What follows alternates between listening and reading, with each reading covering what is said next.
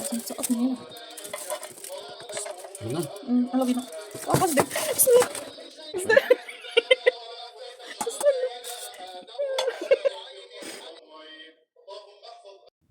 حبايبي عاملين ايه؟ يا رب تكونوا في افضل واحسن حال.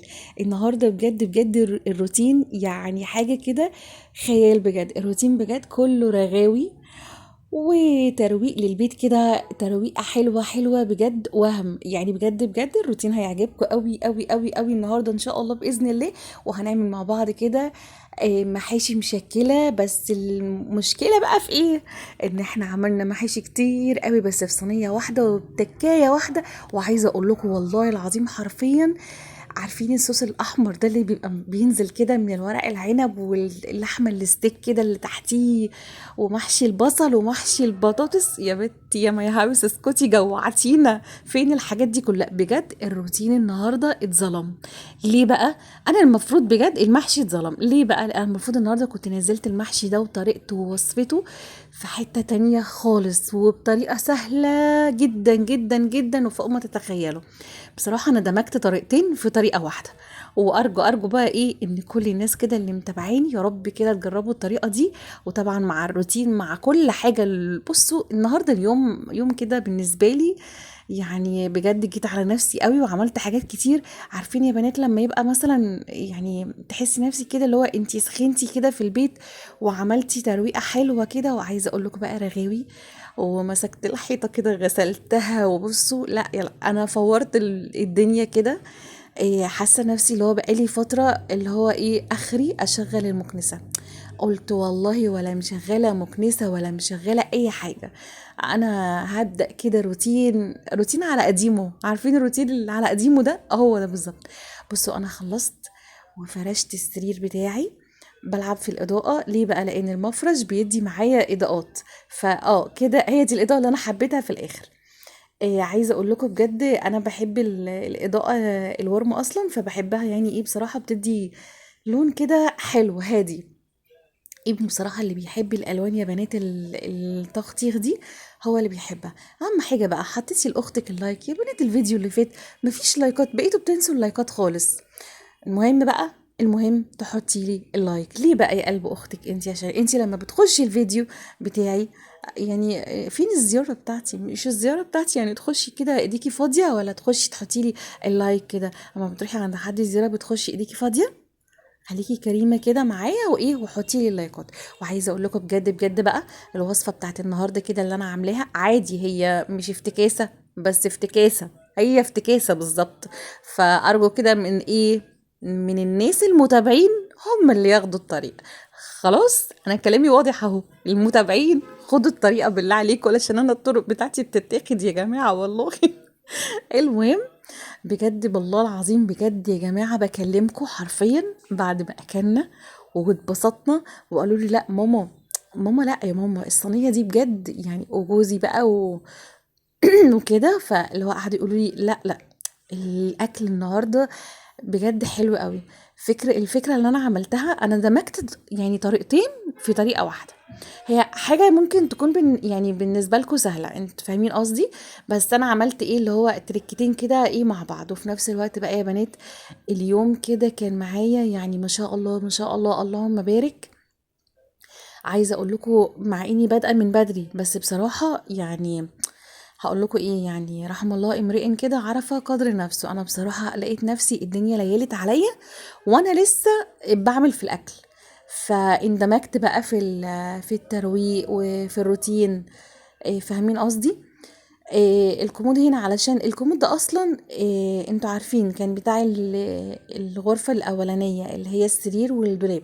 فهو مش لونه. عايزة والله على الصيف ابقى ارشه كده. انتوا عارفين مرة ان انا سألت والله ان انا ارش الدولاب ورش الكومود يا بنات. عارفين الراجل قال لي على الدولاب بس مش فاكرة قال لي. والكلام ده كان من حوالي سنة يعني لما انا قلت لكم. قال لي تقريبا 2000 جنيه. يعني الموضوع داخل في 2000 وكنت بكلمه على الدولاب بس فقط لا غير. حطيت بقى الحتة الفرو دي بص هقول لكم على حاجة. انا لحد دلوقتي ما جبتش اي مفارش ولا اشتريت اي ملاية للسراير بتاعتهم. والله العظيم بجد الحمد لله. انتوا عارفين على ايام زمان بقى على ايامنا كنا بنجيب ملايات كتير قوي ومفارش وحاجات كتير، فكل الحاجات دي كانت بتاعت يعني غرفة النوم عندي. ففرشته كده وحطيت له الحته الفرو دي كده ايه نفس اللون البيج كده. انا بقعد ادور على الالوان اللي تليق عندهم ايه في قلب الغرفه بتاعتهم، يعني فاهمين قصدي.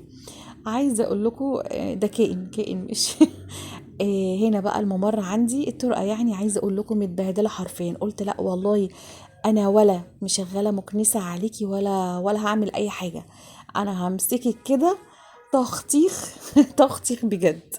عايزه اقول لكم الممر عامه لما بنيجي يعني داخلين طالعين داخلين طالعين. وبصراحه يعني فكره ان احنا نجيب مشايه للطرق عندك تكون كبيرة، اوعي تعمليها بجد والله، يعني من قلب الحدث بقولك لا خليكي في الكفر. ويا سلام بقى لو كفر يبقى حتتين. انا عارفة ان ساعات الواحد المشاي يعني الكفر بيتزحلق، ده هيروح في اتجاه وده هيروح في اتجاه، بس بصراحة اسهل واريح. بصوا هنا السيراميك، هكمل لكم موضوع الكفر. السيراميك عندي انا يا بنات لما جيت اسكن وكده، مش عارفه هم مسكولي السيراميك، مش انا يعني الناس اللي قبليه مسكوا السيراميك سقوه اسمنت على جبس. بصوا ملوشين ملوشين بجد حرفيا بجد تعبنا. انا عايزه اقول لكم انا كنت بقعد امسك السكينه اللي هي بتاعه المعجون دي، واللي احنا عملناه وظبطناه الريسبشن، يعني يمكن حتى ما تلاقوش في الريسبشن يعني كده، بس تقريبا هم حكولي حكايه ان كان مرة حد نسى الحنفية مفتوحة، السكان اللي قبلية مش أنا، فعمل زي تسريب، فالناس جابوا بقى زي أسمنت جبس، أنا مفهمش قوي فاهمين قصدي. فالأرضيات حرفيا متبهدلة بجد والله متبهدلة. الحمد لله الحمد لله بجد، يعني الحمد لله يا رب. يعني ان شاء الله كده باذن الله في يوم من الايام ابقى اغير بقى السيراميك. انا عايزه اقول لكم في فروقات، يعني ساعات ببقى دايسه على سيراميكا الاقيها اللي هو ايه، عارفين اللي هي بترقص كده بترقص بيا. بصوا الحيطه يعني بجد كانت متبهدله كلها بصمات ولادي، وانا اصلا على فكره كنت لسه مبيضاها يعني ما كملتش سنه. بس انا بفكر ان انا ايه، يعني انا عندي اصلا بويا وبصراحه بحب ابيض قوي قوي بحب ادهن يعني. فالمهم ايه، اي معلش ما تخضوش من روسيا يا جماعه، غطيت على الكاميرا. فبصراحه بفكر ان انا ابيضها، بس بصراحه في الوقت بتاع المدرسه دوت والجو الساقعه دي يعني ما اعتقدش، فبفكر في الصيف لان بجد ايديهم. وكمان لما حطيت السترس وكده فحسيت ايه يعني لو تاخدوا بالكم اللي هو عامل زي خطوط كده فاهمين. ومهما ادعك برضو ايه مش بس هو نضفت، يعني هي نضفت شوية. وحتى الارضيات والله بصوا كل ده مش عارفة والله يا بنات ده اسمنت ولا ده جبس مش عارفة. بس انا جوزي قال لي لا ما تطلعيهاش بالسكينة بتاعة المعجون، علشان لو طلعتيها هتيجي تعملي مية فهتنزل فين على الجيران وكده فاهمين قصدي. فبصراحة ايه بسيبها بقى زي ما هي عشان برضو ايه ما اذيش برضو إيه غيري فاهمين قصدي. يعني ايه بحاول ان انا اصلا يعني مش دايما احط مية في الارضيات واعمل كده. انا بصراحة بعمل بالموب كده بتبقى اسهل لي، بس عشان بقالي فترة طويلة يعني تقريبا من ساعة امتى يا ربي، يعني فرشة العيد بقى لما فرشته كده، اللي هي التنظيفة اللي انا عملتها ايه بتاعة العيد. فبصراحة بيبقى فيها بنات مش عارفة اكتر حاجة بيبقى فيها كركبة كده، واي حد معاه كيس.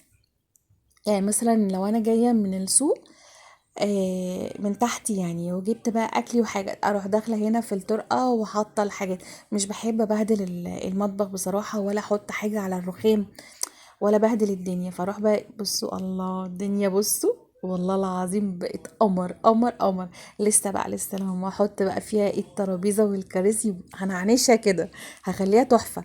حطيتولي لايك، فين اللايكات والاشتراكات بتاعتي؟ بتستخسروا فيا ليه يا شباب؟ يا شباب ده القناه ما كملتش 3000 في 3 سنين، يعني كل يوم مشترك ولا ايه؟ كل يوم مشترك. والله الاشتراكات مش بفلوس، هفضل اقول كده كل فيديو لحد ما الناس اللي عندي زهقت مني. يا بنت ماي هاوس اسكتي بقى اسكتي، زهقتينا انتي واشتراكاتك انتي والناس بتاعتك. معلش يا جماعة سيبوني اقول، عشان الناس بيفكروني ان انا قناة كبيرة بقى واللي هو انتوا فاهمين، والخ الخ الخ والله ولا اي حاجة من دي.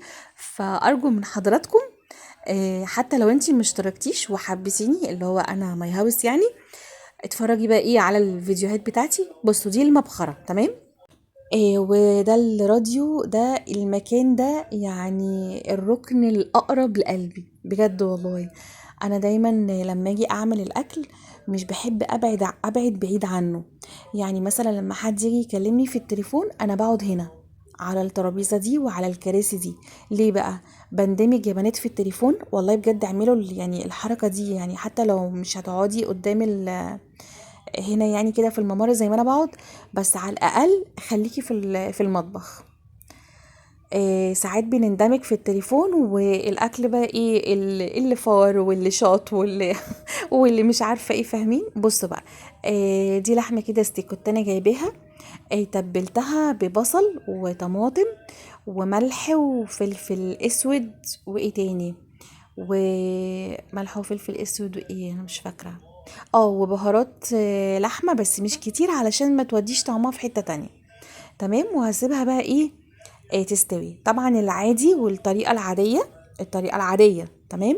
وفي كل اليوتيوبر بيعملوها ان هما بيمسكوا اللحمه بيشوحوها بالحبهان بقى والزبده كده، وتشوحيها وبعدين تحطيها تحت المحشي. لا خدي بقى الطريقه دي من اختك، وارجو بقى من اصحاب القنوات التانية لو سمحتوا ما تاخدوش الطريقه دي. انا عايزه المتابعين بتاعتي هما اللي ياخدوها، عشان انا يا جماعه والله غلبانه بجد حرفيا بجد يعني.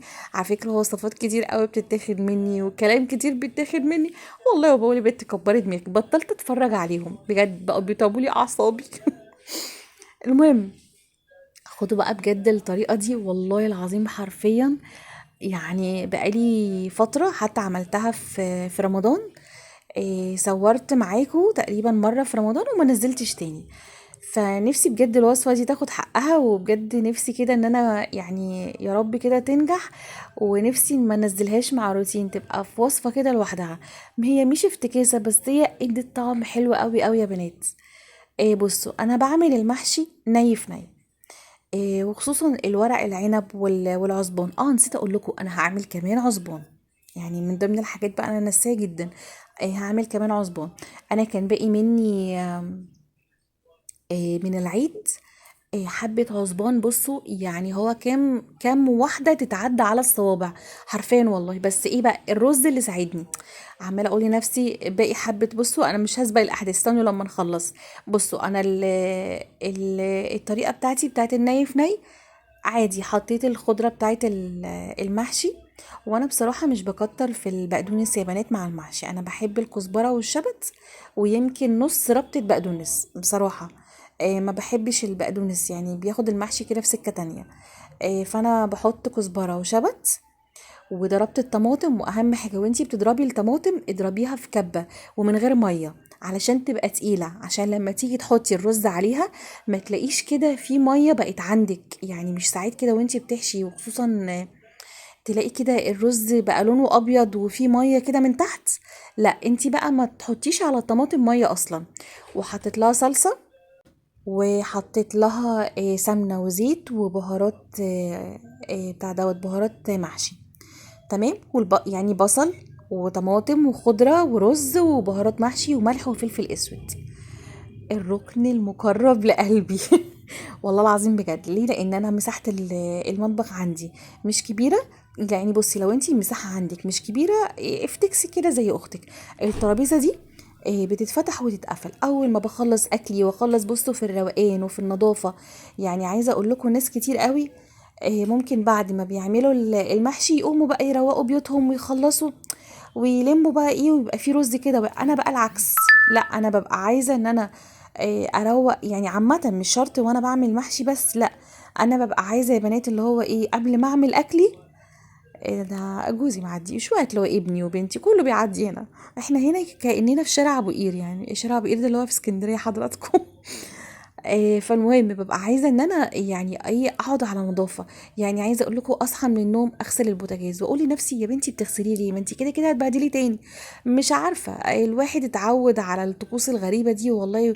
والواحد بجد بقت يعني اللي هو يعني عضمنا تعب والله، يا عضمك يا رضا. والله أقول لكم إيه، الواحد فعلا بيتعب نفسه قوي، واحنا مش مستحملين يعني غضاريف وعلاج ومش عارفة ايه. فاللي هو ساعات اقعد اقول لنفسي طب وانا ليه اتعب نفسي؟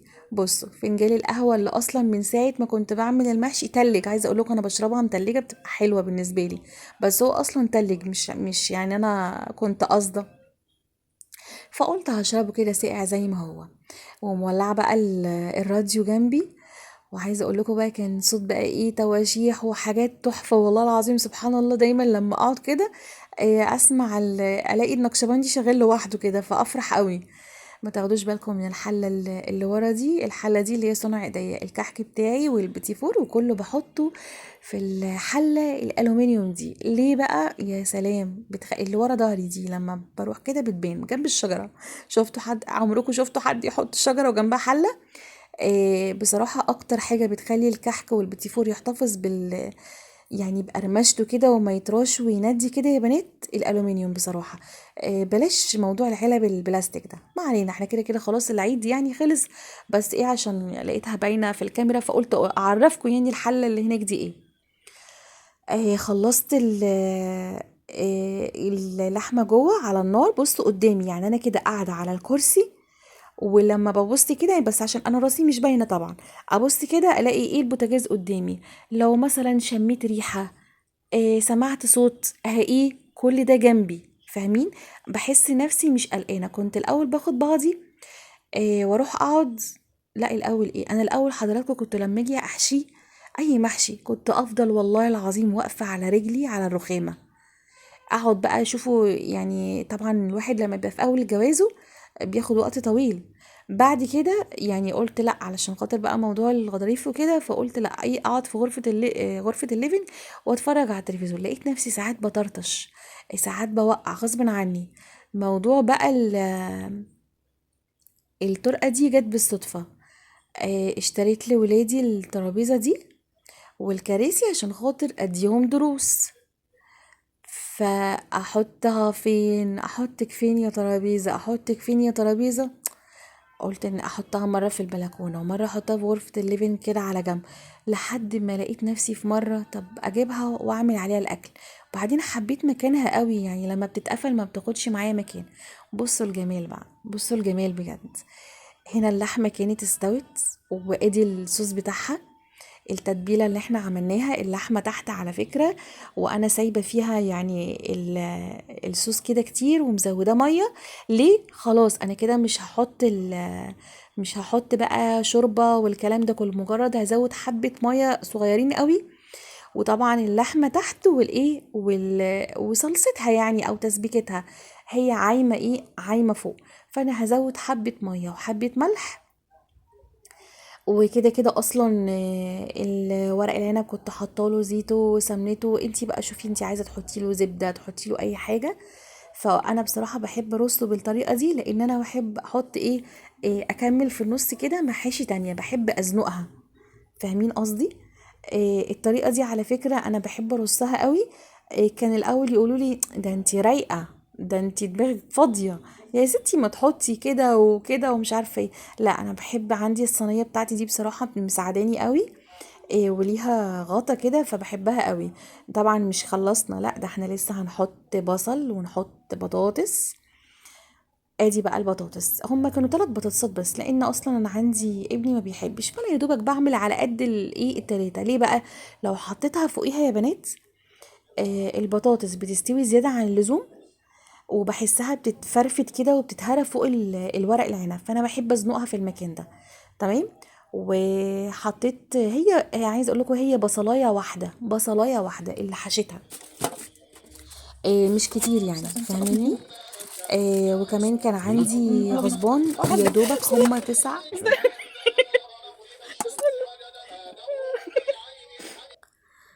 عايزه اقول لكم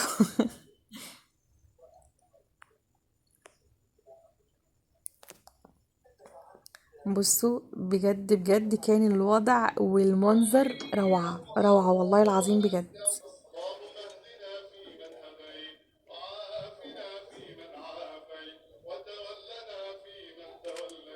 تحفة تحفة تحفة.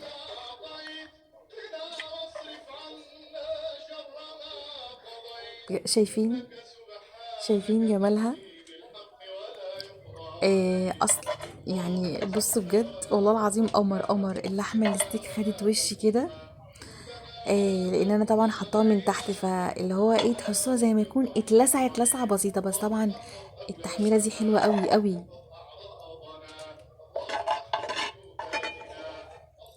قمر والله يا بنات، وحياة ربنا جربوا الطريقة دي.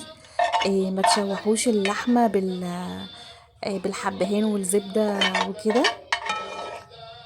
لا يعني جربوا كده الطريقة دي، وحطوا له طماطم، وحطوا له بصل وملح وفلفل، وبلاش حبهان. انا ما حطيتش حبهان عشان ما يجيش في بقنا يعني مع المحشي وكده، فاهمين؟ شايفين؟ قمر قمر والله العظيم قمر. عايزه اقول لكم بقى الموقف اللي حصل. انا بقول لجوزي تحطها انت ولا احطها انا؟ فالمهم هو وهو بيحطها التليفون اتلطش مني زي ما انتوا شفتوا كده وقع. فضحكت، انا فكرت خلاص بقى يعني الصينيه هي اللي وقعت مني او وقعت منه، يعني فاهمين اللي هو انا معرفش. انا اللي هو كنت هصوت وقلبت معايا بضحك يعني. بجد والله العظيم يعني. بصوا قولوا لي بقى تسلم ايديكي. اكيد طبعا ستات البيوت الشاطره فاهمه الشكل والمنظر ده يعني ايه بقى يعني. تسلم ايديا ولا لا؟ تمام. والبنات اللي لسه جداد كده بجد، اتمنى كده ما تنسونيش كده من تعليقاتكم الحلوه كده، وقولوا لي تسلم ايدك يا مي هاوس بجد. وعايزه اقول لكم يا جماعه، الصينيه بتاعتي دي تعدي يعني لا لا تعدي ليفل الوحش. بصوا بقى، كان البصل تحفه والله العظيم، حرفيا كان تحفه. والعصبان واللحمه لا بجد كان كله روعه روعه روعه. عايزه بقى اسمع تسلم ايدك. واحده بقى، واحده تسلم ايدك يا سكره. والله سكر. بصوا الصوص بتاعها. المهم بقى ما تنسونيش كده النهاردة من تعليقاتكم الحلوة، وعرفوني كده الروتين كان حلو ولا لأ، والأكل كان أجمد ولا لأ. واشوفكم على خير الفيديو الجاي، ومع السلامة في فيديو جديد بإذن الله.